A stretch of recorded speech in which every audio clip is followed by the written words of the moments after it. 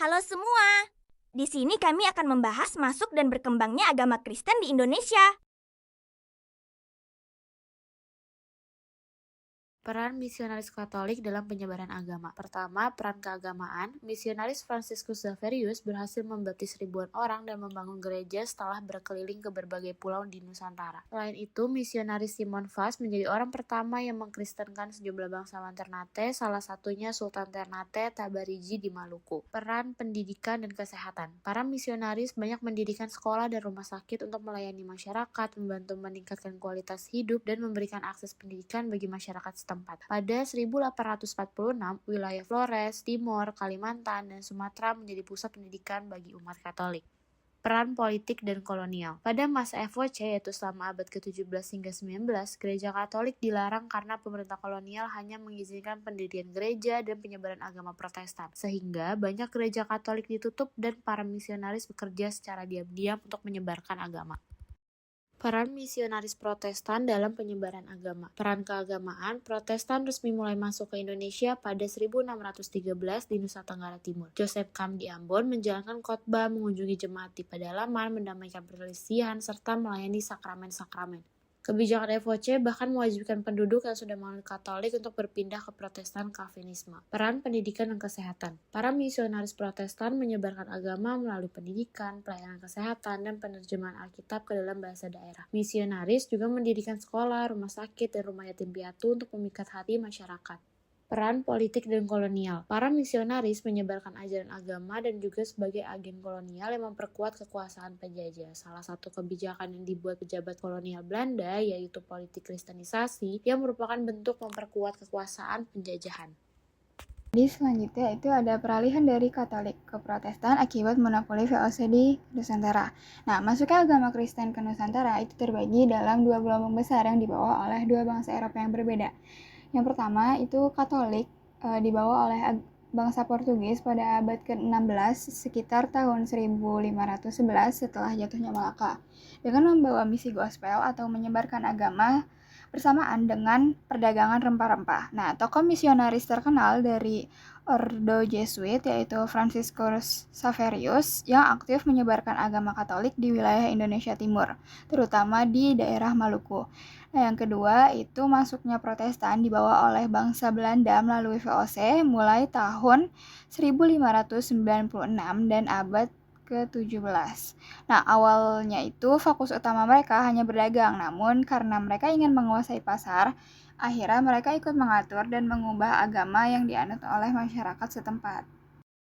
Selanjutnya ada latar belakang VOC menggeser Katolik. Nah, pada abad ke-16 di Eropa terjadi peristiwa reformasi Protestan yang dipimpin oleh Martin Luther pada tahun 1517 yang memecah Eropa menjadi dua kubu keagamaan. Yang pertama ada kubu Katolik yang dipelopori oleh Portugis dan juga Spanyol. Yang kedua itu ada kubu Protestan dianut oleh Belanda, terutama aliran Calvinis atau Protestan. Belanda juga terlibat perang puluhan tahun melawan penjajahan Spanyol dan Portugis yang beragama Katolik, yang disebut dengan Perang 80 tahun. Bagi orang Belanda pada masa itu, agama Katolik itu dianggap sebagai agama musuh. Kemudian VOC membawa sentimen politik dan keagamaan tersebut saat berdagang dan mengusir Portugis di Nusantara. VOC tidak ingin penduduk lokal yang beragama Katolik tetap setia pada Portugis. Demi kelancaran bisnis dan keamanan politik, VOC menerapkan kebijakan keagamaan yang sangat ketat melalui hak monopoli dan kekuasaan politik mereka. Yang pertama ada pelanggaran kegiatan agama Katolik. Saat VOC merebut wilayah yang tadinya dikuasai oleh Portugis, yaitu Ambon dan wilayah Maluku lainnya, mereka itu langsung melarang semua kegiatan ibadah Katolik. Para misionaris Katolik diusir atau dilarang beroperasi. Gedung-gedung gereja yang tadinya beragama Katolik kemudian dialihfungsikan menjadi gereja Protestan. Yang kedua, ada kebijakan cuius regio eius religio atau agama penguasa adalah agama rakyat. VOC menerapkan prinsip hukum Eropa secara mutlak bahwa penduduk itu harus mengikuti agama penguasa di wilayah tersebut. Daerah jajahan yang semula Katolik secara otomatis diprotestankan oleh VOC yaitu wilayah Ambon, Minahasa, dan Sangir. Yang terakhir ada penggunaan bahasa setempat untuk pengajaran. VOC ini mengupayakan agar Alkitab dan ajaran Protestan diterjemahkan ke dalam bahasa setempat dan mendirikan sekolah-sekolah Kristen yang berjalan berdampingan dengan gereja. Kemudian ada hambatan dan karakteristik misi VOC. VOC ini hanya membiayai pendeta Kristen Protestan atau predikan yang mendukung kepentingan politik dan perdagangan perusahaan. Nah, jika kegiatan agama itu dianggap mengganggu bisnis rempah-rempah, nah VOC ini akan membatasi kegiatan tersebut. Kemudian juga para pendeta itu diposisikan sebagai pegawai perusahaan yang digaji oleh VOC. Jadi fokus pelayanannya itu seringkali terbatas di kota-kota pelabuhan atau pusat benteng VOC saja. Agama Kristen mulai masuk ke Nusantara pada abad ke-16 bersamaan dengan kedatangan bangsa Eropa terutama Portugis dan juga Belanda. Awalnya mereka datang untuk berdagang, tetapi membawa juga ajaran Kristen melalui para misionaris. Penyebaran agama Kristen tidak berlangsung secara merata. Agama ini lebih berkembang di daerah yang menjadi pusat perdagangan dan juga wilayah yang aktif menerima kegiatan misi, seperti Maluku, Sulawesi Utara, Nusa Tenggara Timur, Papua, serta sebagian Kalimantan dan juga Sumatera Utara. Hingga saat ini, wilayah-wilayah tersebut masih menjadi pusat komunitas Kristen di Indonesia. Ada beberapa faktor yang mendukung penyebaran agama Kristen, yaitu perdagangan, kolonialisme, aktivitas misionaris, pendidikan, layanan kesehatan, dan juga pelayanan sosial.